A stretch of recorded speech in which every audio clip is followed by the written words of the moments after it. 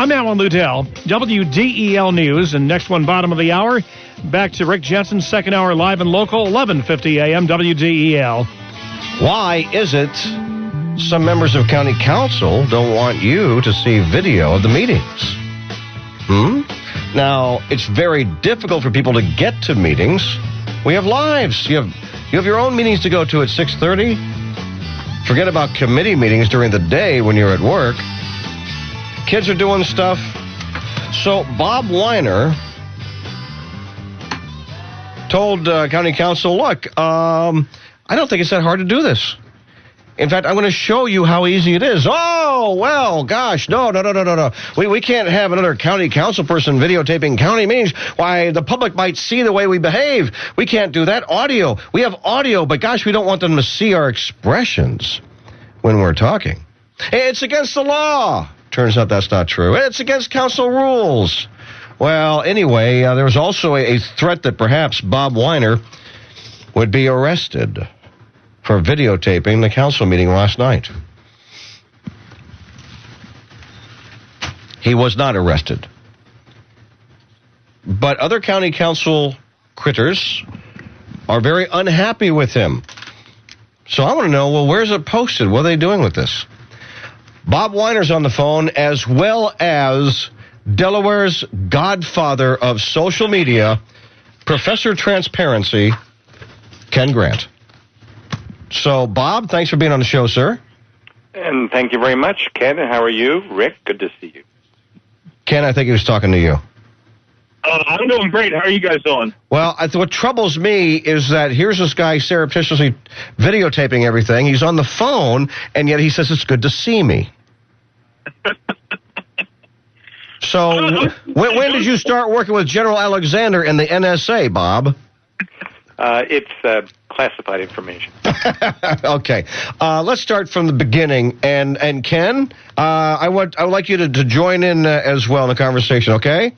Absolutely. Okay, so, Bob, how did this all start? It started with Barley Mill Plaza when my fellow council persons and the county attorney from the prior administration said it's against the law to provide paper documents owned by the public in their Barley Mill Plaza case to the public because they might use it to sue us for wrongdoing. Now, they didn't phrase it that way. No, they didn't. I'm being tongue-in-cheek. What they said was that it was irregular, inappropriate, and an act that might warrant censure. Because it might actually incriminate some of them, or at least some of them might feel that they're not being represented in the most positive light. Yes, and so I spent 2 years with an ad hoc committee, which resulted in county council and the administration then putting all their paper documents electronically online. Most of them are now there as a result of my 2-year initiative. And so Freedom of Information Act requests have dropped, paper document costs have dropped. Not only has it added to transparency, it's saved government costs, and public and now in the well in the 21st century in Newcastle County can get documents by simply clicking on the nccde.org website. Do you know how much money it's saved? It's not been quantified, but we've had to hire a lot less people to do FOIA. It's saved into the hundreds of thousands of dollars. How do you know hundreds of thousands of dollars? You're not going to grind anybody on this once they say you're saving us money. Well, because we haven't had to hire extra people to comply with FOIA, and every time you hire a county employee, it's a six-figure number. So, Bob Weiner destroying jobs. Kidding. Well, they've been retasked. They've been retrained to do other things. Come on, you know I'm going to be a little facetious about some of these things because I hear the politics and I want you to know that I actually put a phone call into President Chris Bullock, County Council, saying, okay, if you have an opposing view, that's fine. So it started during Barley Mill, and you had some members of County Council who, well, like Janet Kilpatrick, in my opinion, seemed like she was supporting, for the most part, just about anything that they wanted to do on this. And then said, okay, I'll vote for the smaller design and blah, blah, blah, blah, blah, and then others who seem to come around when they realized that the public didn't want this great, big, huge, honking shopping mall right there at 141 and Barley Mill Plaza right around there. That became a huge issue. And, in fact, one in which our county executive, Tom Gordon, took the public side on this. So is at that time you said, well, let's let everybody see documents. And I think there was talk also about opening up people's emails and such like that. Was that part of the conversation? Under the prior administration, it appears that that did take place, and I'd prefer not to go into the specifics, but those officials are aware of that. So having these documents open to the public, and now there's much more transparency on that, you say. Let me get to Ken Grant, because Ken actually tracks a lot of this stuff more so than others. Ken, have you found there to be more transparency in county government now, as Bob is saying? A little bit, yes. I think I came a little more prepared to talk about this whole idea of just capturing public meetings on video and being able to post them and everything. I mean, we are sitting here 30-plus years after the first C-SPAN broadcast, and it's mind-boggling that we are still having this debate in any way, shape, or form. You know, I mean, if our members of Congress are comfortable with the idea of having cameras there, capturing everything that they're doing for the public right there, I mean, why isn't this happening at a municipal level, at a county level, at a state level? Well, I don't know. I mean, maybe it's because, you know, you have some members of council who yell and scream at each other. There was the situation, again, Janet was involved, where I think, was it the county attorney was yelling and screaming at Janet, because we've had females screaming and yelling as well as guys, too, and they said, well, it's a war on women, and they're yelling and screaming and blah, blah, blah, blah. And Bob, you've been in altercations. Do you think that's why they really don't want to have it videotaped, because there have been altercations and they're afraid that it's going to be captured on video and they're going to look foolish, and perhaps somebody running against them could use that in campaign ads or something like that? I wouldn't exactly phrase it that, but that is certainly a portion of the rationale. Another rationale is they're afraid of change. It's never been done, so it just seems like it's wrong, although they can't enunciate the reasons. They've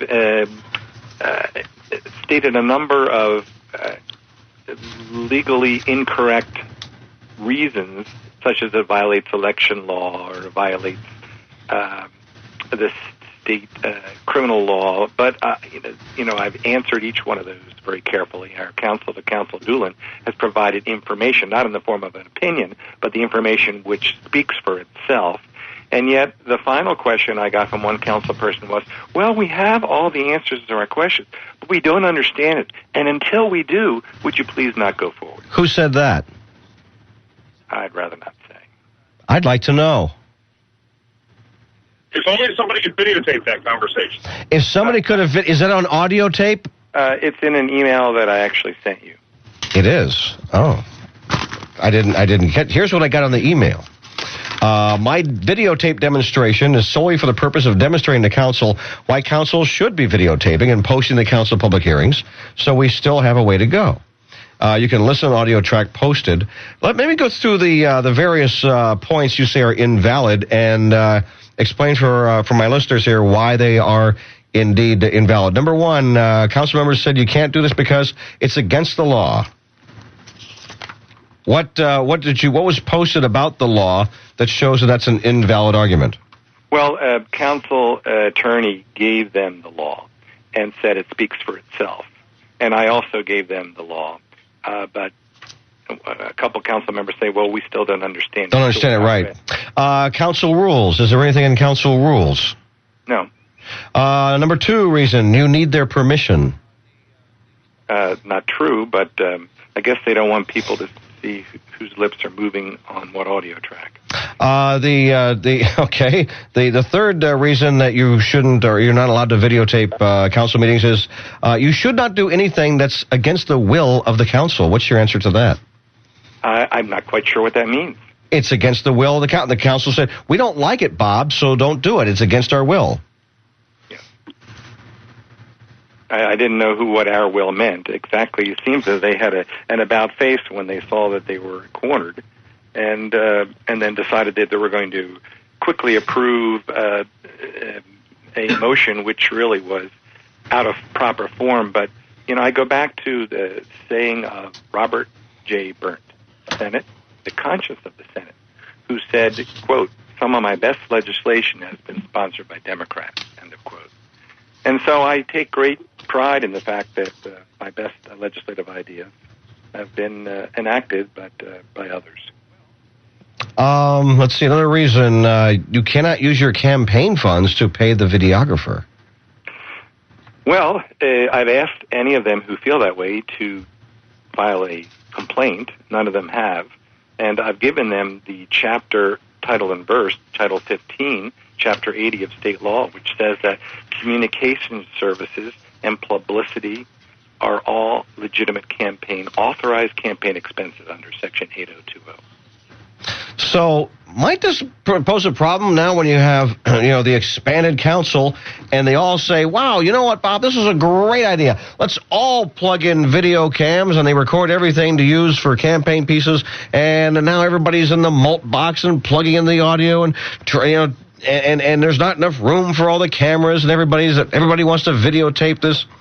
Do you see this being a problem now on the opposite side of the spectrum? Absolutely, and there's a simple solution. If you have an official audiographer working for Newcastle County Council that tapes the whole show and it's available to everyone in real time and on-demand streaming, then everyone has equal access, unedited, unexpurgated. How much did it cost you to have this videotaped? $150. Okay. And how often are there council meetings? There are many private sector contractors. This happened to be the least expensive one. Even the city council camera crew could do it. Well, the council meets how often? Council meets on Tuesdays. Okay, so it's every week. So, but it's not all 52 weeks. No, we meet only on the first, second, and fourth Tuesday of the month, except we don't meet the last half of August or the last half in December. And there are afternoon committee meetings when most of the votes and decisions get made. A lot of what happens at night, not all, can be sort of appear to the public as being rubber stamping because the real deliberations and fights have occurred upstairs. So how many meetings are there in the course of a year, about? There are 2 or 3 committee meetings on each Tuesday afternoon. Multiply that by 40 Tuesdays, and then if you add the council meetings, maybe 50, 60 meetings. But, the cost of the camera person, if he were to come to 3 meetings, once he's set up, the cost would be significantly less than $150 per meeting. Well, that's true, but if you've got 40 meetings, $150 is $9,000 a year. So it's $9,000. The policy director for Newcastle County said it would be over $1 million. It was more of a block than a facilitation. Who's the policy director? Policy Director Boyle. Said it'd be over $1 million? Yeah. Did he give you any itemization of why that would be? No. Okay. So it would be $9,000 I suppose, to actually videotape these. And what would it cost to put it up on the website? Nothing. Now, it's going to take some time to do that, right?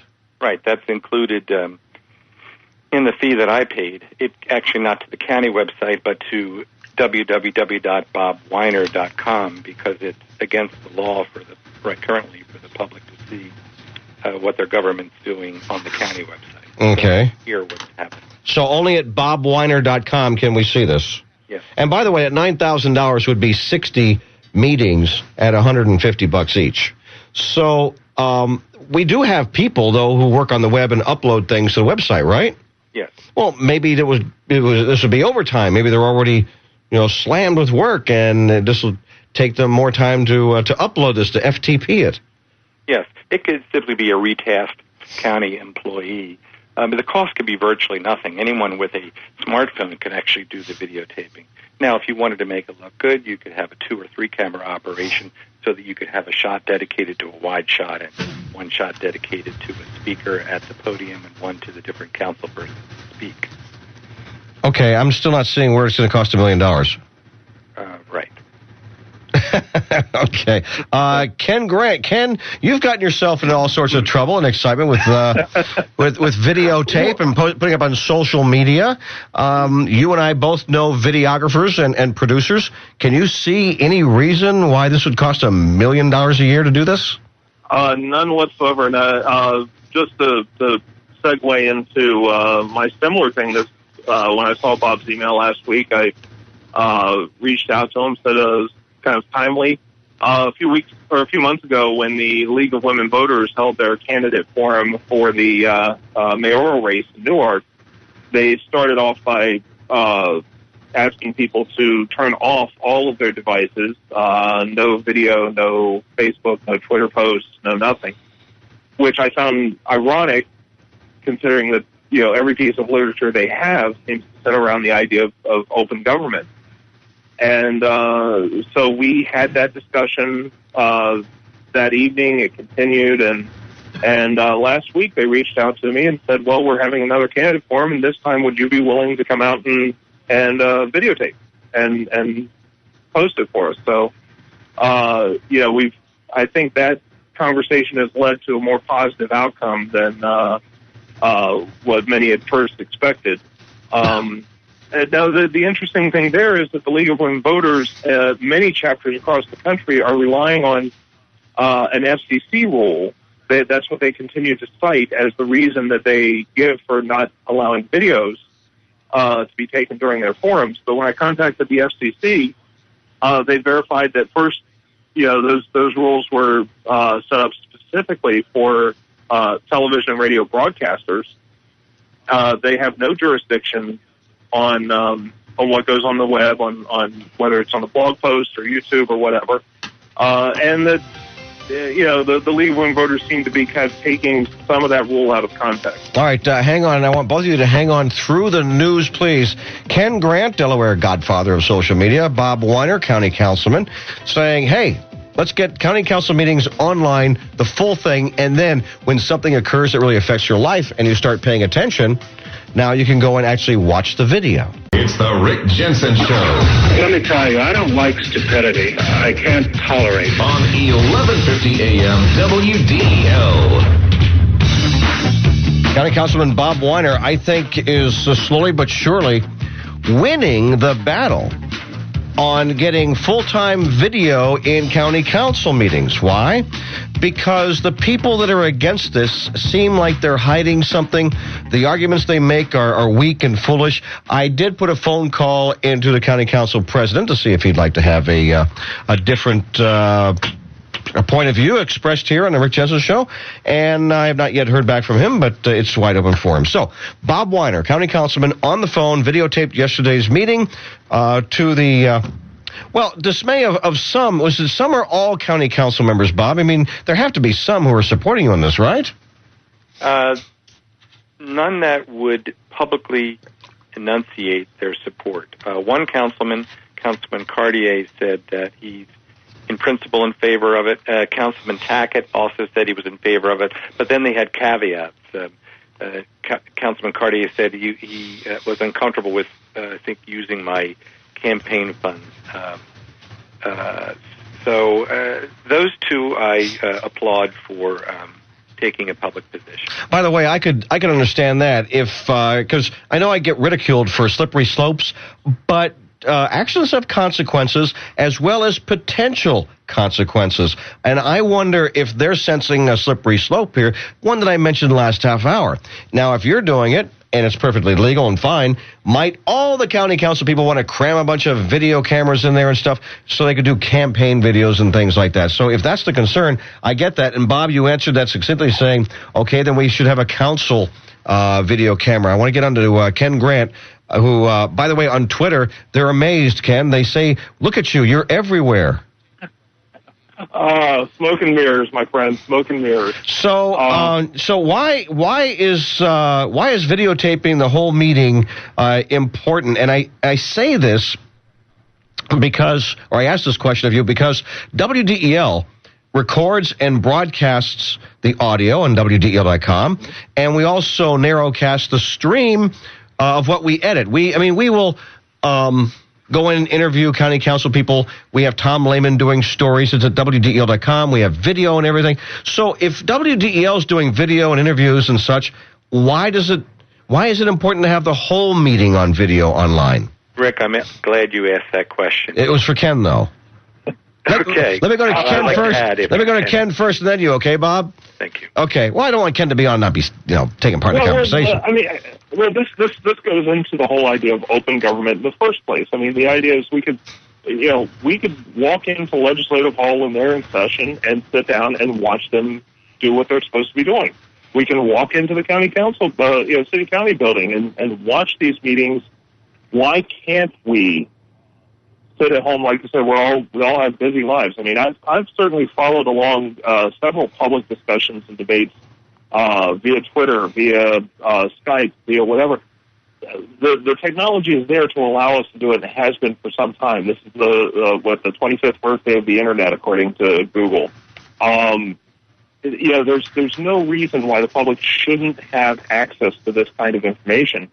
And we've already seen instances. A few years back, there was a time in county council when an agenda item got plugged in at the very last moment, and it was only because Mike Matthews. I'll go ahead and give a shout out to one of my heroes. Mike Matthews showed up with a tape recorder and set it in the middle of the table, and all of a sudden that agenda item was not to be discussed because they realized that was going to be on the record and taped by somebody. And that could cause problems in the future. So sunshine is the best disinfectant there is. And if you're a public official who has no problem with what you're doing, a clean conscience, then you should have no problem whatsoever with allowing audio and video recordings of what you're doing. Councilman Bob Weiner, would you like to add to that? Yes. It is very important that comments not be taken out of context. And it was stated by one council person whose name will not be mentioned by me that if I would agree just to video segments, but not the whole show, he could support it. But in the next breath, he said, but don't take things out of context. Well, obviously, that can't be done. The only way is you have a full show that everyone has access to, either in real time or streaming on demand. And then if something's taken out of context, then the rest of the context can be provided. All right. It proves to the world that it was not taken out of context. Let's get to Jeff. Jeff, you're on WDEL with Bob Weiner and Ken Grant. Thanks for the opportunity. I have 4 suggestions to maybe make it so that this will be more palliative to the entire council. My first suggestion is something I saw in 60 Minutes in 2020, where if somebody wanted to have the camera for their testimony be out of focus and have their words garbled if they were feeling, sheepish, that's the ticket, or camera shy, they should be allowed to, do this anonymously. And then second, there should be before we go forward, let's respond to that point. If you choose to be an elected public official and you go into a public place, the Supreme Court has spoken that you have waived any right to privacy. Yeah, I'm interested in the entertainment and humor aspects of the show. I'm sorry. Too. I'm going to correct you. Let me finish my All right, go ahead. When you see the totality of it, you won't feel defensive at all. You'll embrace my ideas. Okay, sorry. Second, there could be some form of a witness protection program for those people that can't be seen while they do the public's work that we pay our tax money for, where they would come on camera out of focus and have their words garbled so they're anonymous. They could also go into some form of a witness protection program. Then third, there could be some form of, for their testimony, FCC X rating for what they're doing. And then lastly, they would be able to disclaim that they ever said what they said, except for if there were witnesses that were other council members. In other words, say, they must have edited that in there. That can't really exist. Thanks for the humor, Jeff. Yeah, God bless you guys. I actually favor what Bob Weiner is proposing to do, but I also see your show as entertainment, and I wanted to lighten the mood a little bit. It is, and you have succeeded, and I thank you so much, Jeff. All right. You know what? Jeff makes a good point through humor, though. He's saying that basically all these objections are ridiculous. Bob Weiner. There's a county council person who says that, characters have been assassinated by Bob Weiner through all of this. What's your reaction to that? I very judiciously did not attribute any particular words to any council persons. I simply took their quotes and put them into an email sent to my constituents and to county council. If Janet Kilpatrick accuses me of character assassination, then I'm suggesting that she should look in the mirror and really decide who, in fact, has assassinated her character. You also have quotes from county council people saying you've never given a proposal for a specific cost for videotaping council meetings. Well, that flies in the face of facts. I gave a range of $25,000 for one camera to $50,000 for two cameras. In a government that's as large as ours, for transparency, that's a drop in the bucket. But in reality, as I explained to council persons, if they wanted to have someone use a smartphone, it would cost nothing. But the public deserves a good camera. But we could even retask people who work there. I happen to rent a camera, a company, for $150, but it could be done very easily. And a second very important point that council completely ignored yesterday when they quickly approved, without it being on the agenda, Councilwoman Kilpatrick's motion to have it only live, and that is that you can't do anything until you have what's called an official request for proposal.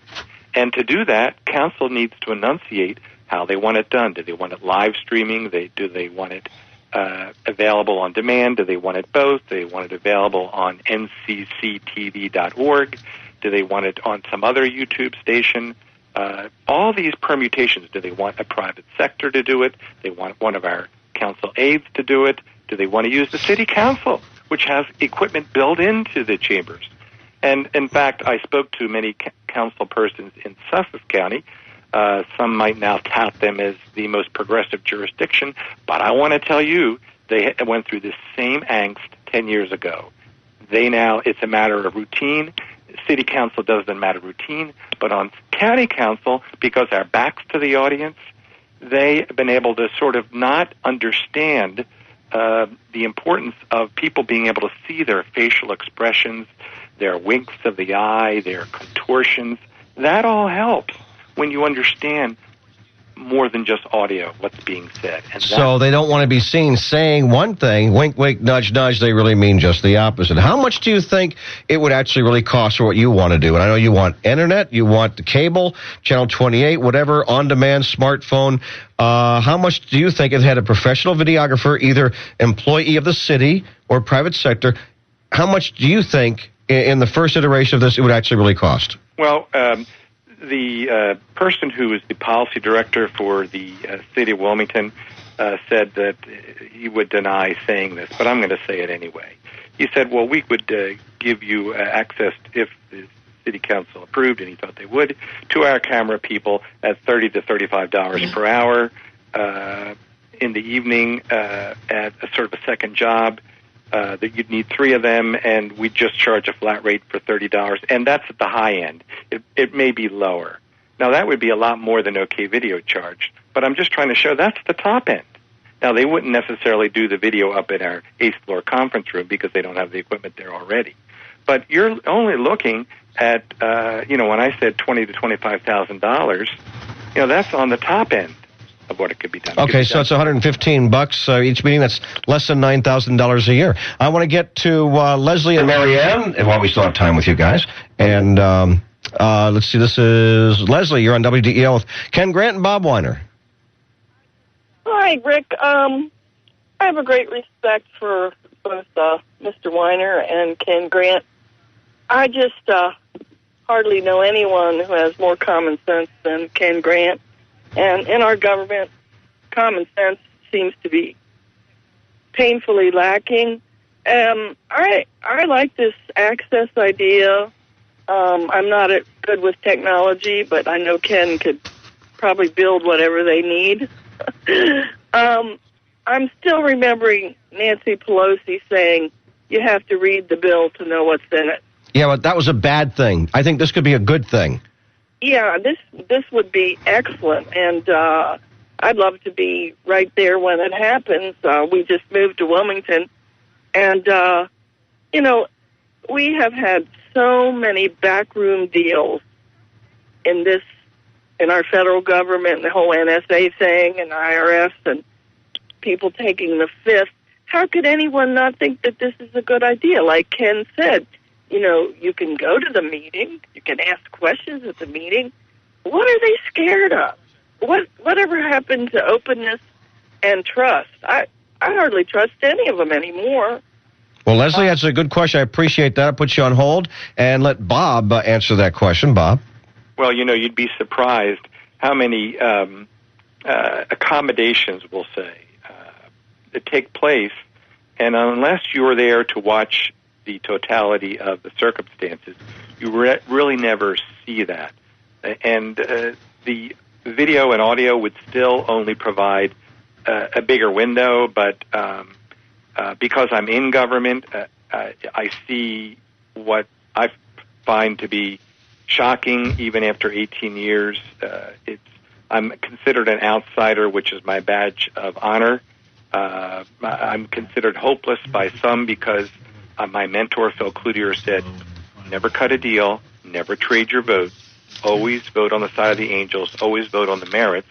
And, those rules have held me well, but it's antithetical to elected officials on a lot of levels of government, which is why I would never want to seek a higher level, because you have to, I think, compromise yourself when you're compelled to take contributions from people that have an agenda. They want to have more say than the public. All right, let's see if Ken Grant's got anything to add. Ken? Well, first, I think I have to pay Leslie a little bit of money for some of her comments. But I'm actually sitting here right now watching some of the videotape from BobWeiner.com, which is also hosted on YouTube. And I think I see where the $1 million figure might come in if they're looking at paying for hair, makeup, and wardrobe. Okay. I'm only kidding. This is actually a great-looking group of people, very well-dressed, and I can't see why they wouldn't want to be on camera. All right, hang on. I want to get to Marianne at 478 WDEL. Last call on this topic. Hey, Marianne. I'm Marion, please. Oh, hello, Marion. And could they put it on the county's television channel? Yes, that's one thing they would like to do.